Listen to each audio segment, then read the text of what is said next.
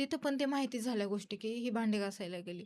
मग तिथं आले ते. म्हटलं एवढं मोठं घर माझं, माझ्या हातात फोर व्हीलर, पैसा-पाणी, मी एवढा मोठा माणूस आणि माझी इज्जत घालवतेस तू भांडी घासायला जाऊन. मग म्हणलं तुम्हाला मग तुम्ही आता दुसरीकडे लग्न करून राहायला लागले. कमीत कमी मी ह्या घरात राहून या मुलांना सांभाळते ना, तेव्हा तुमची इज्जत जागेवर राहील. अशी मी उलट उत्तरं द्यायचे त्यांना. कारण जे मी तिला अहो म्हणून बोलायचे नाही, तिथं अरे म्हणून बोलायला चालू केलं. कारण मला सहनच होत नव्हत्या त्या गोष्टी. कारण मी मार खाऊन निब्बर झाले होते फार. म्हणून माझं कुठेतरी बांध सुटला होता सगळ्या गोष्टींचा. मी आहो म्हणून बोलायचं सोडूनच दिलं. मग तिथं ते खूपच रागाने जास्त मारहाण करायचे. आणि मग मला त्याच वेळेला म्हटले, "आज तू इथून घर सोडून तरी जा, नाहीतर आज तुझा शेवटचा दिवस आहे," म्हटले.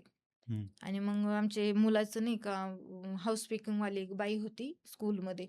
नर्सरीमध्ये जात होता माझा मुलगा सीनियर के-जीला. मग तिथल्या एका बाईने मला ₹500 दिले. तेच ₹500 घेऊन मी गावी गेले आईकडं. हं. आई तर म्हणली होती, की "ये." तिला पण माहिती झालं त्या गोष्टी, की असं-असं झालंय म्हणून. गावातल्या लोकांकडनं तिला पण कळलं होतं त्या गोष्टी, की असं-असं झालंय. केलंय डायरेक्ट लग्नच म्हणून.